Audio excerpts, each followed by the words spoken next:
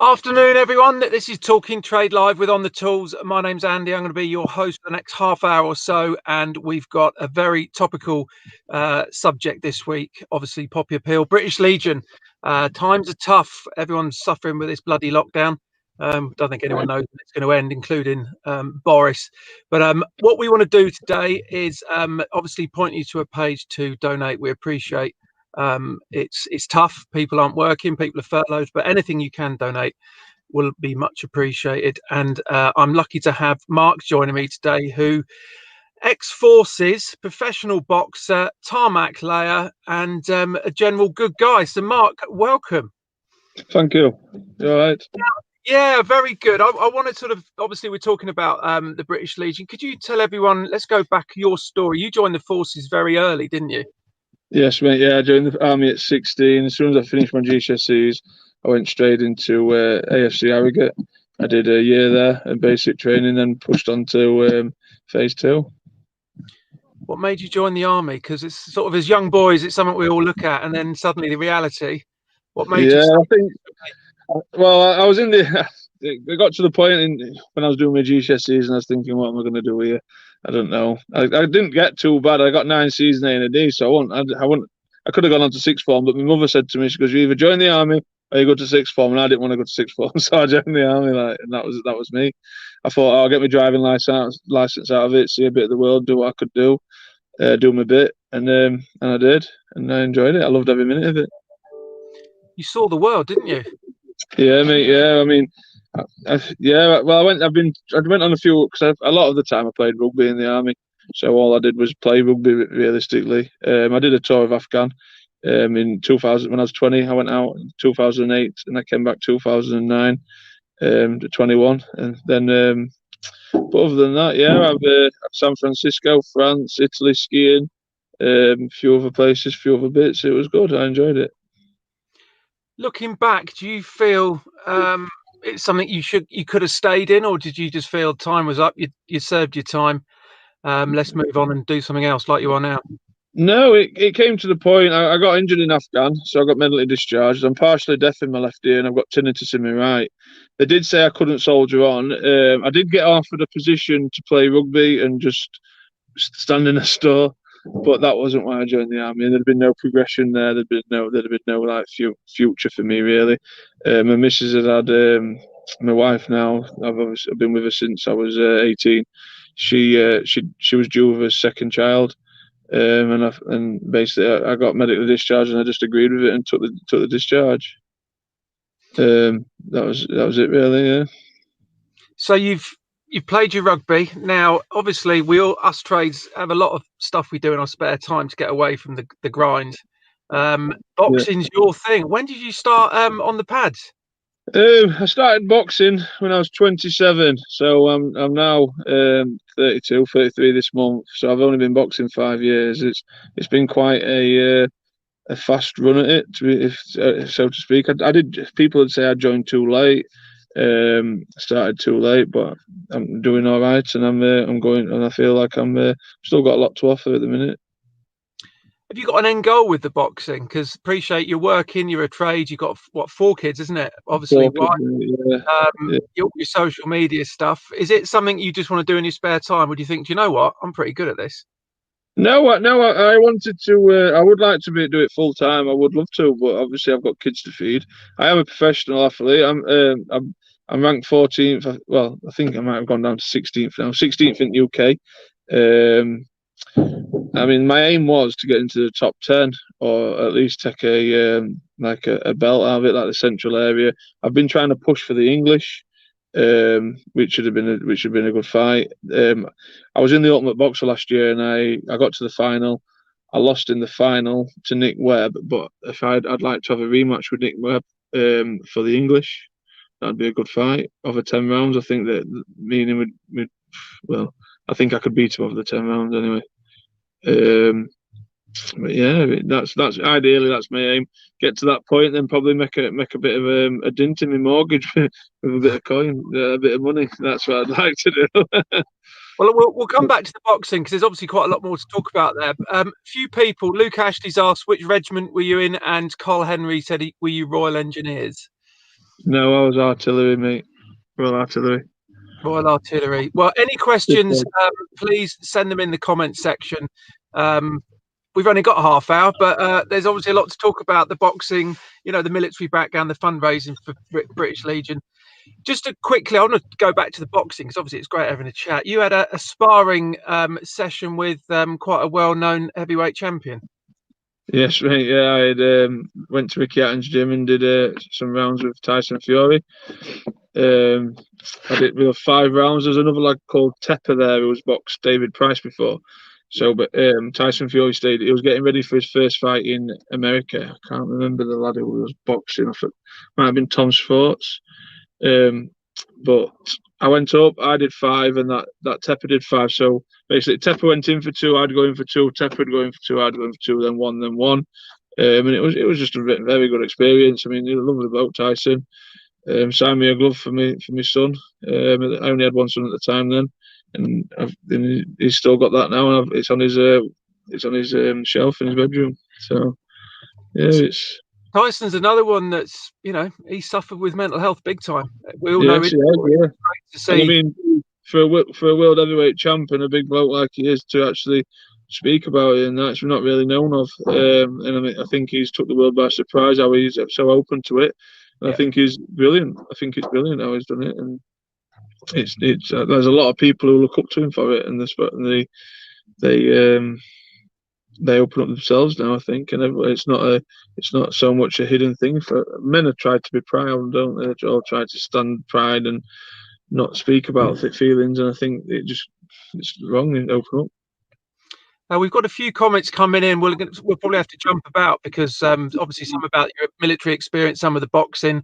I'm sure we're going to have trades saying, what do you do? Well, he's on a drive at the moment. He's just prepping it ready to tarmac. So I'm sure we'll have a few drive guys and ground workers getting in touch.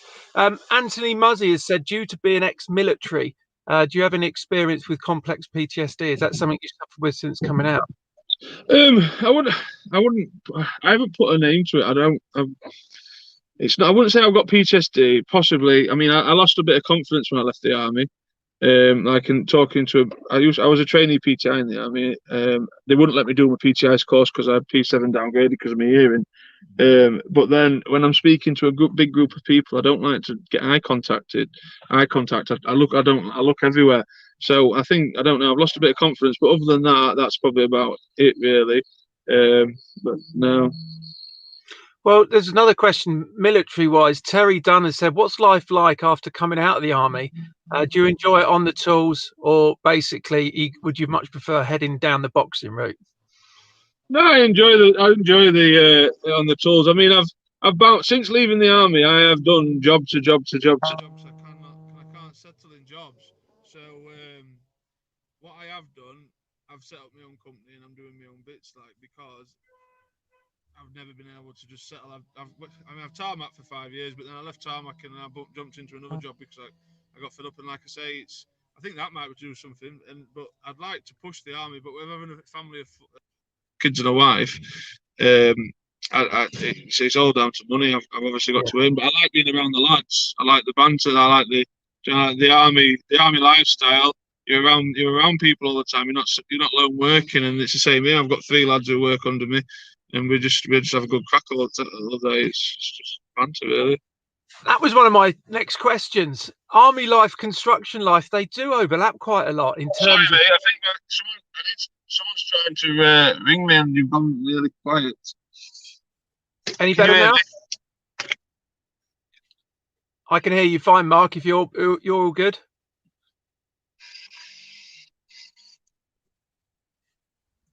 Sorry. Any better now? Can you hear me, Mark? Yes.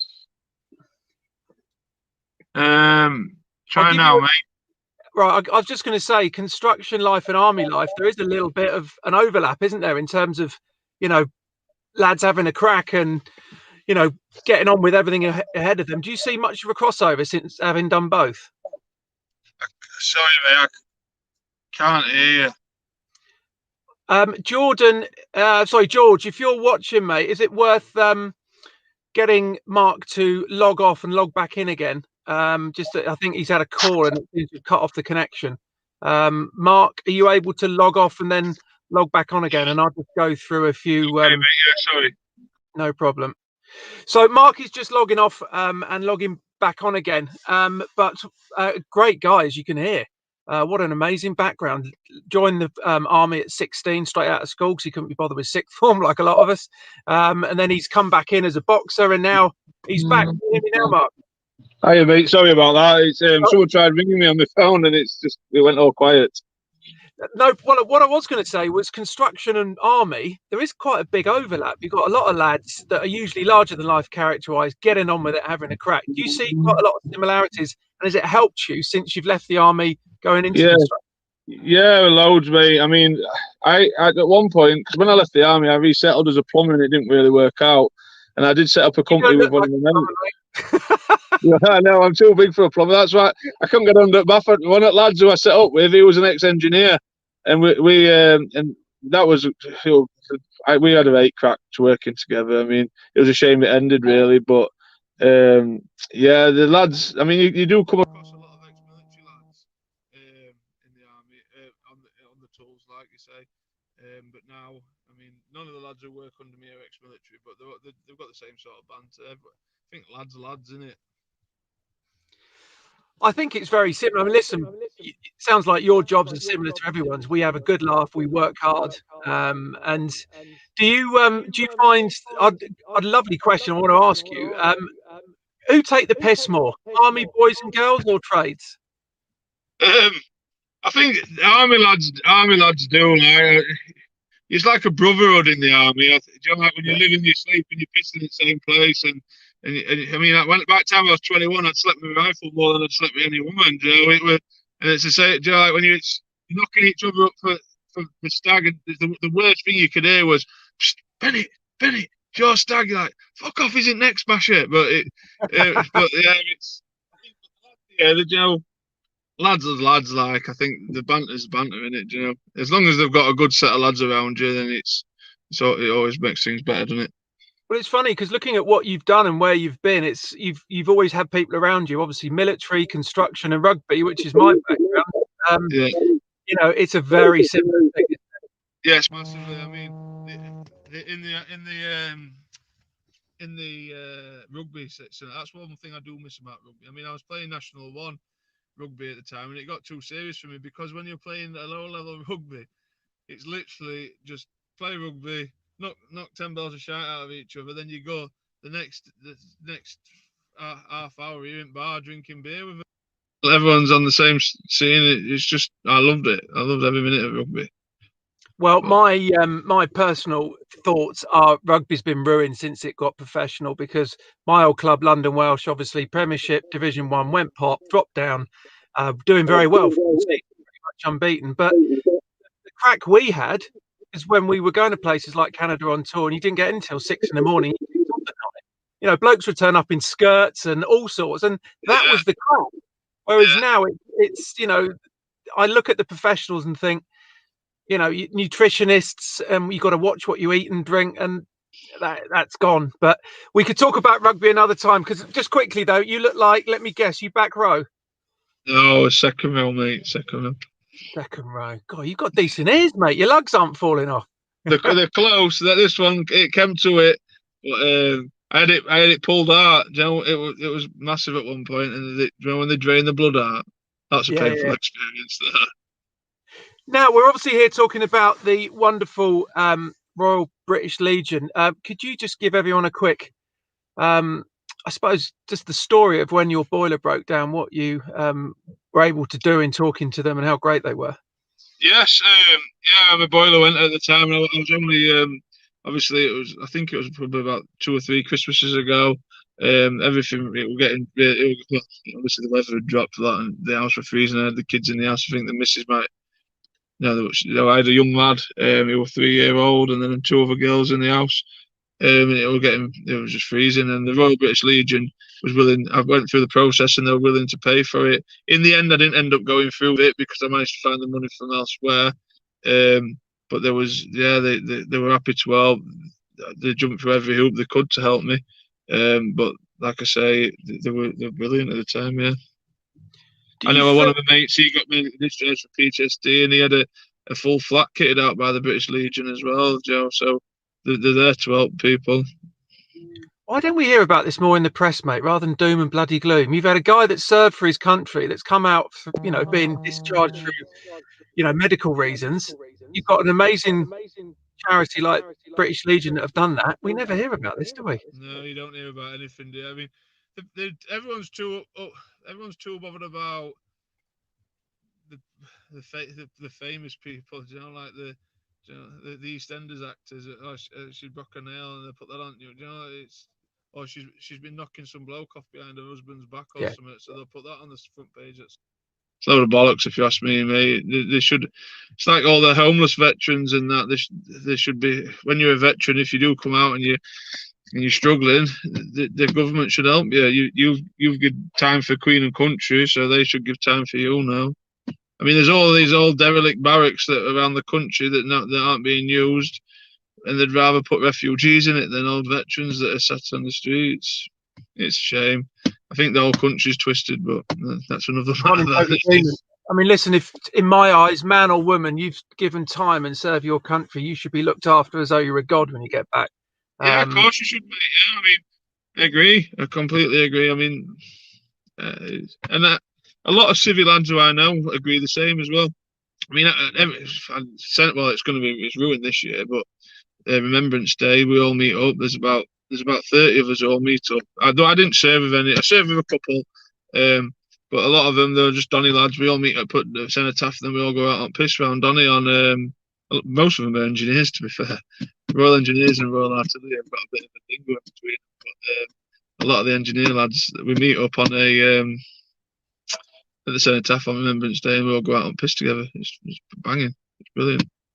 Why do you think, listen, the aftercare for military is just atrocious, and the percentage of homeless across the country that are ex-military is far too high. Do you ever speak to anybody? I mean, obviously you guys talk about it, I can imagine, but does anyone ever come up with a reason that what you guys do and the fact that you get fuck all afterwards from government? No, well, no, mate. I think it's a subject that they don't like to approach. I don't know. Like you say, I mean, a lot of the blokes, once you get on that flight to Afghan, or Iraq, or even Northern Ireland or Bosnia, Kosovo, that any combat tour, as soon as you get on that, you're willing to give your life for your country, and then once you've given that sacrifice, I mean, a lot of people did give that sacrifice, didn't they? But once you've sacrificed the actual, it might happen to you, and then you're coming out, and then you're just dumping you, aren't they? They just drop you. I mean, I get a pension from the army now because I got medically discharged. I got full resettlement, and I could have got as long as I went for a level 3 qualification, I could have got so much funding towards that level 3 qualification through IELTS. But other than that, that's it. They just leave you high and dry.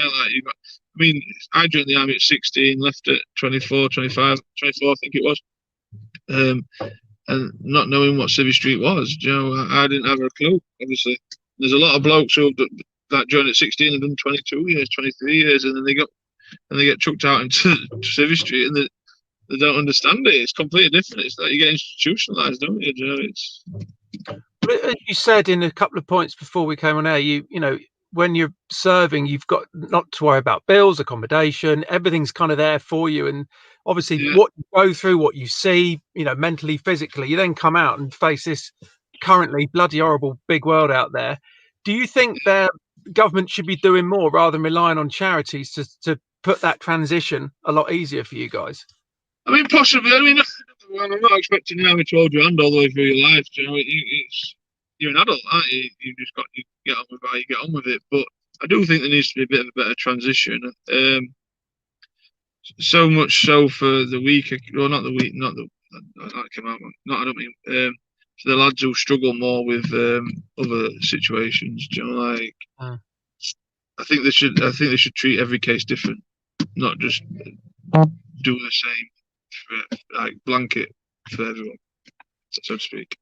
Now, we're obviously here to raise money, well, raise as much as we can in these difficult times for the Royal British Legion. Do you feel that because of this, well, we're in another one, aren't we? Bloody lockdown. Is it going to have a really, really big effect on fundraising because there's no one out on the street collecting, is there?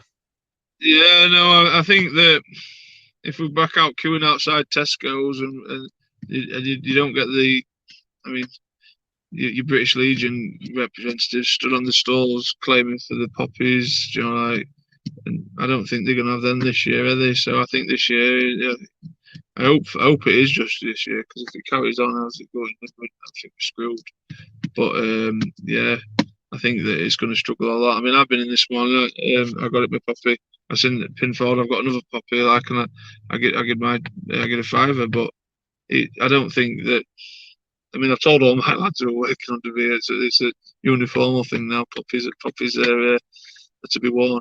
But we'll see. Well, listen, Hopefully, I find that construction, we're very passionate, honest people, and I often, just thinking everybody I've worked with over the years, everyone has always been donating around this time of year for poppies and British Legion and everything else, and it's. I think you find there is a lot of ex-military lads in the construction. You won't find many ex-military lads dropping into an office job. I don't think it just. I don't. It depends what trades they're in, I suppose, but there is a lot more in like the trades that we're in. Like, they're a bit rough around edges, aren't they? Well, they are, and we all are. Listen, mate, none of us are, pretty boys in suits. And as you say, I can't see someone like yourself walking into an office doing accounts. I reckon you'd last about a day. I struggle coming to 10 and I've got 10 things. Now, if you've just joined us, this is Talking Trade Live with On the Tools. We've got about 10 minutes left, and today joined by the I'd say very skilled Mark, heavyweight boxer. He's looking to try and tie up his next fight. Sparred with Tyson Fury, but more importantly, served represented this country. We had a tour over in Afghanistan, and we're trying to raise the awareness for the British Legion because, as we've discussed, with lockdown, and I'm looking here where I am, there's nobody about. We're not going to be able to put the few quid in the pot for the poppies. So please click on the link. I know it's tough out there. Listen, all of us have been affected with this. Some are furloughed, some aren't, some are losing their job. But if there's anything you can give, please click on the link and donate, because I know it sounds silly, but Mark, I'm sure you'll support me. Literally every few quid helps, doesn't it? Oh yeah, massively, yeah. Of course it does. Now, just a little bit about I tried to look at your bio. You've had a few different trades in construction, haven't you? Yes, mate. Yeah. I've started as a plumber. Is that what you started? Yeah, I resettled as a plumber when I first left the army. I got full resettlement. I resettled as a plumber. That didn't work out. I set up my own company, then I ended up dropping into another job. And like I say, I've been in and out, dropping into different trades. I've done stud welding, recovery driver, on railway. What else? I've even worked in pork pie factories when things have got hard. So I've dropped in between. I've never been out of work. I've always found myself work because I've got a family to feed, and at the time when I first left the army, I had 2 daughters, and now we've dropped, me and my wife, we've got 2 sons now as well. So, but yeah, I've plumbing. Then I went back into plumbing again with my mate. We set up, and it was going all right. But I mean, I've been tarmacking 6 years, 7 years, 6 years now, 5 or 6 years, and it seems to be all right. I bounced between a few companies, and then I set up on my own now. I'm doing my own bits, drives, landscape gardening. Yeah, it's going all right. Well, I was thinking when I was reading, I thought, okay, so plumber, and then reading about what you did, your rugby, your boxing, and now seeing the size of you, thinking in the eaves in the loft, running pipe work for a loft. I can't see it, mate. I mean, did you just get a little bloke in? Because there's no way you'd fit in there. Is that why you've been coming? Yeah, I used to struggle. I mean, even trying to get on the bath or on the sink to change, under basically in kitchen to try and get in behind. Oh, it's a nightmare. I get it up as a bad job. My head's too big to get in. Like you say, in attic running pipe or want for me. Like, the only reason I did it is because when lads were leaving at the same time as me, and he goes, "Oh, I'm going plumbing. I've got a right job. I can earn this." And I was like, I fucking want to do that then. So that was it. I dropped onto that. Well, So you've got a young family. You're obviously running your own business now. A few lads working with you. We're just talking about the training. Being a professional athlete, you're still able to train. When do you fit it in, mate? yeah, well, that's the issue. We try. I try. The reason I leave the lads on job if I can and nip off if my coach is about, but it's mainly on a tea time now. I'll go running in the morning and then try and get to the gym when I can. It's a bit hard at the minute, obviously, with the situations and the gym's not open and they only open at certain times when you can make it. I mean, my coach is a bricky, like, so when he's back on trial himself. So it's pretty much we just bounce between each other, like when I can make it and when he can make it, and then if not, I'll just go for a run, Joe. It's hard, like it's getting hard at times. But Just quickly back to Tyson Fury. He obviously, we talked about, he suffered with his mental health. He's come back from, whatever he was, 26 stone, to this brilliant boxer, obviously heavyweight champ. Where does he go from here? Because Wilder seems to have weed himself and run away. yeah, I don't know. I think Tyson's offered a few people that fight, and he said to Chisora that he'd fight Chisora if he beat Usyk. Obviously, that didn't happen. Everyone's seen Saturday night. I think there's Dylan White. Everyone wants to see Anthony Joshua, Tyson Fury, don't they? I don't think anyone can live with Tyson. I think Tyson's the best boxer on planet at the minute, heavyweight boxer anyway. I don't think anyone can live with him. I think he's just too skillful and too good. Possibly him and Usyk, they're both the same sort of style. Obviously, Usyk's southpaw, I think. I don't know. Obviously, Tyson's just too good, too heavy, too big of a hitter. He doesn't look like he hits hard, but he does. So he's an 18 stone man punching you. It's going to hurt, isn't it? And what being a fan, what amazes me is someone that size, his hand speed. I know, yeah. Even when he was at his biggest, when he ballooned massive, his hands, his movement, his hands, everything about him was just, he just, it's like you're not born to do it, but I think he's just lived and bred it all his life, and it's just repetitive. The more you do it, the more it comes naturally, doesn't it? It's the same with everything. The more you do something, the more it comes naturally. And I think he's just been doing that since Jesus were a lad. Well, he's incredible. I'd love to see what happens with his next fight because, as you say, I don't think there's many people that are going to be able to touch him. So No.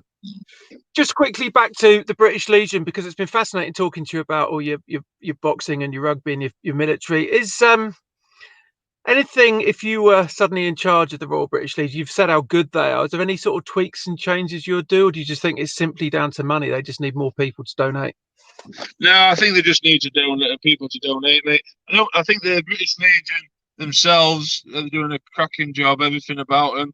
I mean, there's a bloke I serve with. He's out in Canada now, and he's working for British Legion out there. He's collecting for them out there. His name's Paul Curley. Whether he's doing that now, this time of year, I don't know. I don't know what Canada's like, but I just think it's pure and simply down to money now, and everyone needs funding. They can't help people without funding, So you'd certainly be telling everybody watching, jump on that link, and even if it's a couple of quid, everything. Yeah, just a couple of quid.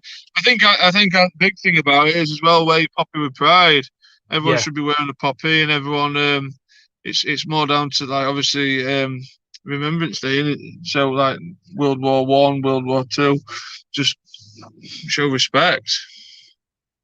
Well, you're a very humble man, mate. I mean, crikey, you've served Afghanistan, you've been through an awful lot, and you're talking about praising others. But I think everybody watching we've already had a few people that have said thanks ever so much for your time and everything else. You seem an incredible guy. You've come out of the army, fallen into construction. I love the fact you're a plumber. I just think that's brilliant. I mean, the guy your size and your stamp is crawling around in little 600 base units in the kitchen trying to sort the waste out. I want to see it. Sorry, Mrs. Customer, we've got to take your entire kitchen out because Mark can't fit under. But let's not worry about that. That's on the extras list. But we're pretty much running out of time. Any final message you just want to give to everyone about donating to the amazing Royal British Legion? No, mate. No, obviously, please just if you see a poppy appeal on the side of the shop, if you're buying your fags or your beer or anything for the lockdown, just chuck a couple of quid in and get a poppy, and just make sure you wear it. As you said, wear it with pride, because that's the important thing, isn't it? Yeah, we're proud. I'm very proud to be British, and I think everyone should be. Mark, you've been a brilliant guest. Just wish no disrespect to any of the others over the last sort of 8 months, but we've covered an awful lot, and you've been a great character. And listen, I'd like to personally say thanks for all your time that you gave and served. One thing I will add, I've started training again because I started to look like sort of Mr. Blobby, really. And so I went back to the gym. Obviously, gyms are shut now, but my coach, my trainer said he wants to get me into a fight by the end of next year. So if I'm up your way, mate, yeah. I mean, look at this nose. Look at the state of it. It can't get worse, can it? So no, mate, that's what I say. I'm married with 4 kids, and I don't give a fuck what I look like. So if I'm up your way, mate, I might give you a buzz and get a bit of advice, because you obviously know what you're doing. So no problem, mate. Listen, most importantly, keep smiling, mate. Keep doing the great things you're doing, and a massive thanks for coming on, sharing your stories. And if there are any pictures of you under a sink, please send them to the On the Tools page, because I think millions of people would like to see it. But Mark, you're a top man. Thanks ever so much again. And yeah, by the sounds of it, the lads there want you to go back and crack on, bro. So thanks for joining us. Thanks, cheers, everybody. Mate. Thank you for having me. No problem at all. That was Mark, who is, as you've seen, a great guy. And we've hopefully covered everything that you guys want to have seen this week in terms of what the Royal British Legion are doing. Incredible charity. Please donate if you can. It doesn't matter if it's £1, £2, £5. Obviously, Sparks that are watching, you can just chuck as many 50s as you want at it, because you probably got a load sitting down in your van in the old footwell that you use to clean your tools with. So thanks for watching. Donate, please, if you can. British Legion, wonderful charity. We are going to be live next week. We've got some brilliant stuff coming up as well. So thanks for joining me. See you again next week.